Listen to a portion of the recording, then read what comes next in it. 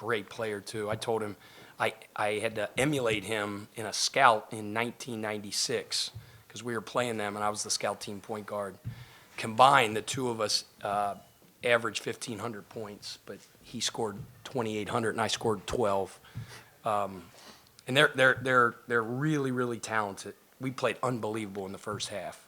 We were playing hard, we were rebounding, we were making shots, and they punched us in the mouth out of halftime. You know, they went on that unbelievable run. They're raining in threes. You can't let them get going in transition, and we let them get going in transition. Those guys start seeing it go in, and they can score 60 and a half. But our guys responded. We countered to their counter and won the game. John was sensational tonight. Not only just putting the ball in the basket, like he willed us to victory. His voice in the huddles, his leadership on the floor, and that's what veteran guys do. John prides himself on being a competitive dog, which is a term of endearment in basketball and in sports, and he was that for sure tonight. If you have a question, please raise your hand, and we'll get to you in the room. If you're on Zoom, please use the hand raise feature, and we'll get to you as well. We'll start in the room in front, Nick. So you guys lost to Oxford both times earlier this season. What did you just do different today? Well, Aaron Estrada was averaging like 80 against us, so we knew we had to do some different things on the pick and roll coverage. Our guys executed it pretty well. You know, he's sensational. He just plays at such a slow pace, right? The game moves so slow to him. He can score off the pick and roll. He can distribute. You know, we said he's the head of the snake, and you got to cut off the head if you're gonna beat them. And you know, it's not a kid that you can totally stop, right? You got to try to contain him. But I thought we were much better in our pick and roll coverage for sure. And then it helped the ball went in. We shot it really, really well in the first half. But I think getting stops on the defensive end really ignited our transition game, which is what we do best. What were you – oh, thank you.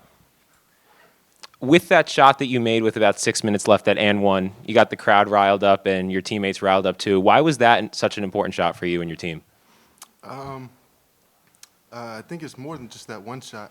We just got string some stops together. We were able to. We got a couple bucks to go in, and then that helped us pull away at the end because they brought it close. Like Coach said, they started hitting threes, and they're dangerous when they start doing that. So when we were able to counter back, that was big time for us. For both of you, what was it? What advantages did you have playing this team for the second time in a 6-day span? Well, they say in sports, beating a good team 3 times in a season is difficult, and I think that's the case because I think we're a good team, right? I mean, they had the same tape to watch that we did.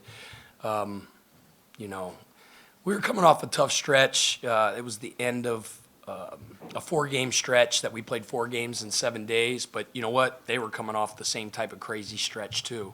And you know, like you always do, you pour over the tape and you try to find little adjustments that you can make, and we tried to do that. But you know, players make plays. Guys like John, you know, really stepped up. Our guys at winning time were you know, really special, and you know, I'm glad we don't have to see him again. I can tell you that because, like I said, preparing for those guards as explosive as they are gives me indigestion.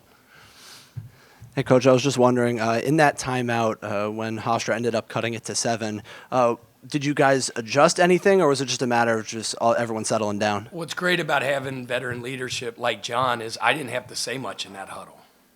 You know, John's a very, very mature kid, but he's very prideful and emotional at times, which I love. You know, I kind of have some of that in me.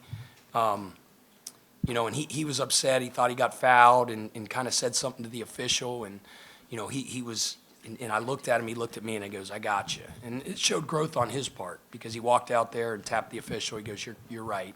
You know, I got to keep my cool. I was proud of him when he did that. But then, you know, OC and Brendan Tucker were in the huddle, and they're arguing about the last ball screen coverage. And John Meeks goes, "That's it. No more." You know, and as crazy and as corny as it sounds, like, he's like, "Tell him you love him." They looked at him like, "Well, what the crap are you talking about?" And you're like, "Hey, Os, I love you. All right, we're good. Next play."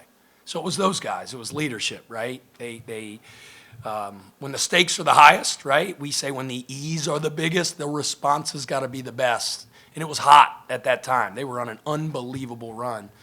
And having veteran leadership like John and Demetrius and OC and Tuck, those guys really, really help in those situations. Because we got a bunch of babies in that huddle too. There's a bunch of freshmen that are wet behind the ears that never been in these situations before, but guys like this have, which is a luxury. Going to go to the Zoom. Jeff Hartzell and then Jerry Beach. Just make sure to speak loudly on the Zoom, please. Thank you. Hey, John, what was your message to the guys at that point in the game after they cut it to 7? It was just to stick together. We started, like Coach said, dudes started getting a little hot. There's a lot on the line. But at this point in time, we didn't need any of that. We just needed to come together more. The power of the unit is really serious. We were able to do that and then extend our lead. And Pat, tomorrow night you face another team that I think you lost to twice during the season. What can you take from this game to apply tomorrow night? Well, to win in tournament play and then to advance, you got to have great resolve, right? You got to have mental and physical toughness to be able to recover quickly and prep quickly and get ready for the next one. And, just like I have such respect for Speedy, Takeo's an amazing coach and has done an unbelievable job with that team. And they've been a nightmare to prepare for and to defend as well. Like Hofstra, they're a team that turns people over, right? They generate offense through their defense. I don't know what our turnover total ended up. In the first half, it was amazing. We had 5 turnovers in the first half. We hit our goal. Yeah, so we had 28 turnovers against these guys the other day, 28. And it was a one-possession game with a minute to play, and we said we need to be at 13 or less, and there we are at 13 or less, which is good. And UNCW's as good or better at doing that. So we can't get empty possessions against those guys, and they have explosive scores all over the floor. So similar teams in terms of their explosiveness on the perimeter. We got to be ready. And finally, Pat, you changed up your starting lineup a little bit. Just a couple seconds on your thinking there. Just because. I don't know. No real reason. We have 14 dudes that could start. There you go. There you Sure. go. We Thanks, guys. we say in practice, like, it doesn't matter if it's February, we compete in February. Doesn't matter if it's March, we compete in March in practice. And guys are trying to earn jobs and increase their minutes every single day. We don't like to let our foot off the accelerator. So I'm more concerned with who finishes the game than who starts it. Jerry? Hey, guys. I hope you can hear me okay. For both of you, how much of the last few weeks were about managing John's minutes and trying to make sure you had a night like this, kind of build towards a night like this in the tournament? We didn't, to be honest with you. We were coming off a 4-game stretch in 7 days in 4 different cities. I had to take pictures of my hotel room number because I forgot which room I was in all the time. And we just decided, John, because, and he has input on this. Like, that game, in a sense, didn't really have a lot of significance because the seeding was already done when we played Hofstra in that 4th. And there was discussions with the coaching staff, like, should we limit D-Meat's minutes? He's played 1 million minutes this year. Should we limit John's? And John's like, kidding me? Lights are on. We're putting uniforms on. Freaking playing. And those are the type of guys that we want in Charleston uniforms. So he'll get a lot of sleep tonight. He's a guy that really takes care of his body. He has a pro approach. He's in the Normatec machines all the time. He's in the cold tub. He eats the right way. And that's the legacy he's going to leave, is the example guys like him set for these freshmen as we begin to grow this program. In back? John, you had single-digit points in your first 2 meetings with Hofstra and then 31 tonight. What felt different tonight? The ball was going in. That sounds as simple as that, but it was a lot of preparation, a lot of watching film to see how they were guarding me, what they were doing, and then what I was able to come out and do tonight worked. Jaden?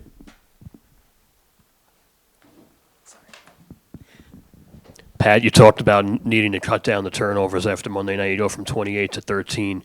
How much of a point of emphasis was that, seeing how Hofstra got on you in transition, and what did you stress in particular in terms of your aggressiveness and your point of attack? Yeah, that was everything. I mean, it was a huge, huge, huge part that we couldn't allow them to create offense through their defense. And, Demetrius, I give him a ton of credit, the way he's assumed the point guard position when he's never played that throughout the course of his career. Now he's a guy, if you look at his statistics, I don't know what it all is, but there's never been a player in Charleston history that's averaged his amount of points, his amount of rebounds, his amount of steals, and his amount of assists ever, right? He's been sensational for us. But he's the closest thing really we got to a true point guard besides, Nikita, who's a freshman that just got off the airplane a couple months ago. He came in at Christmas time. So we're kind of point guard by committee, right? And we need everybody to be playmakers. We need everybody to have great ball security on every single catch. And we did that tonight. We're going to have to do it tomorrow against a team that's trying to take your ball when we get off the bus. Aaron, last one. Coach, obviously you've had success in March, obviously coming off last year and the year before that, winning the Big South. Obviously different league now, but what have you kind of tried to share to them as far as, your experiences, the past couple of years? Yeah, man, I just told them, we're real regimented in how we go about our business, right? We're very systematic in what we do and how we scout and how we prepare and what, the way we travel and everything. And we say you don't do anything different.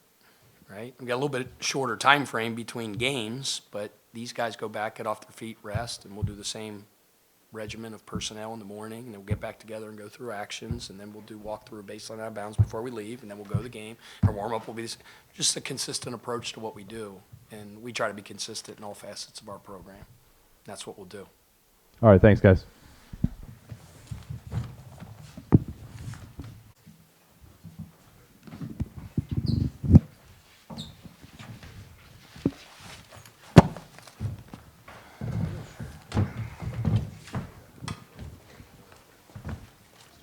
Statement from Coach Claxton.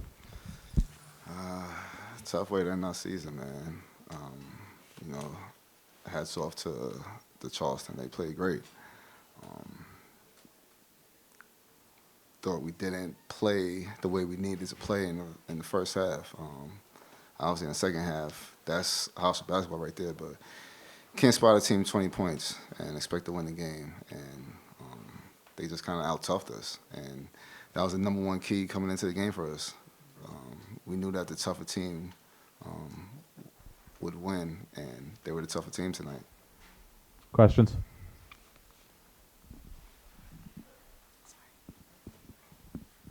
Speedy, they said that, actually after the last game, in the last meeting you guys had, Aaron said that he expected a different approach toward him because he had the 28 and the 30 against him the first two meetings.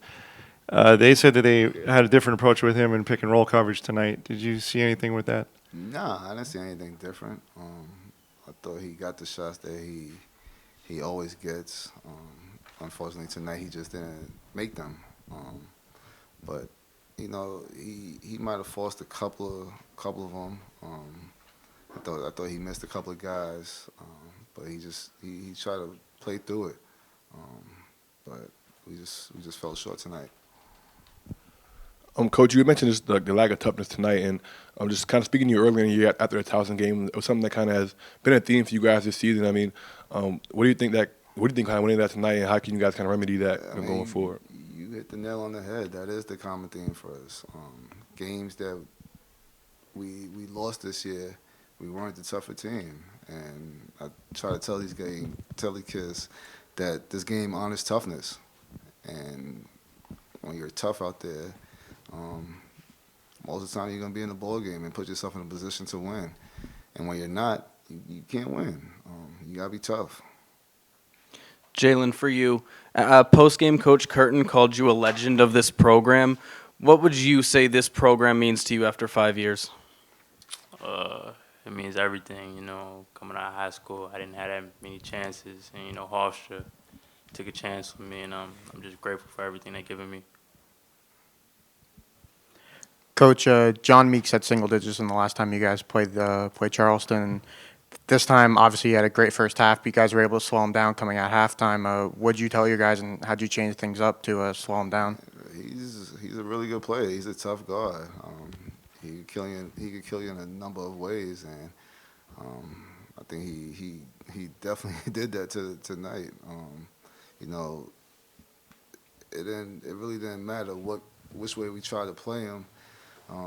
He took advantage of us, whether it was inside, outside. We definitely had our hands full with him, but he's a hell of a player. You know, he kind of started them off right from the start and kind of established himself. To the Zoom and Jerry. Hey guys, hope you can hear me. Two questions. One for Jalen. Those first few minutes there, were you guys kind of stunned? I think they went up 7-0, and now obviously I think they stayed in the lead the rest of the way. Did it feel like it was sort of going downhill right away for you guys? I have a follow up. They got out to a good start, you know, but they just started with toughness, and you took the lead in the beginning of the game, so we played from coming from behind. You know, that's tough to do, especially circumstances like this. And Speedy, as a guy who's gotten to the championship game and beyond before, what's your message for the guys come back after this year in that locker room and going forward about what it takes to get beyond this point and the Tuesday night? It's gonna be about toughness. Every game we're gonna have to be tougher, and it's gonna start when we select a new strength and conditioning coach here. But kids gotta be tough, man. This game on is toughness, like I said.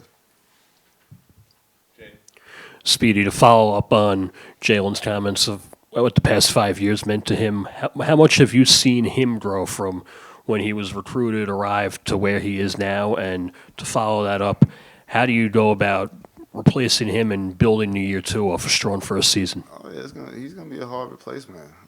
Just like Coach Collins said, he's a legend. He got better each and every year, and I think he had great leadership that was ahead of him and kind of paved the way and showed him what it means to be a Hofstra basketball player. But I'm sorry that we couldn't win it for him in his last year. There's no better way to go out than on top. But the kid had a great career.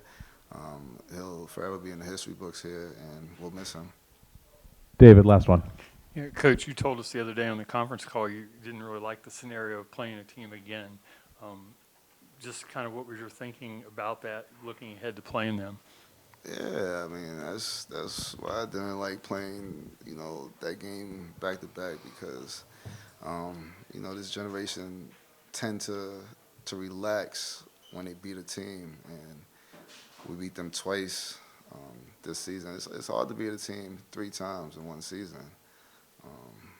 And I think they came out and just they took it to us and punched us in the mouth from the start. And our kids might not have been ready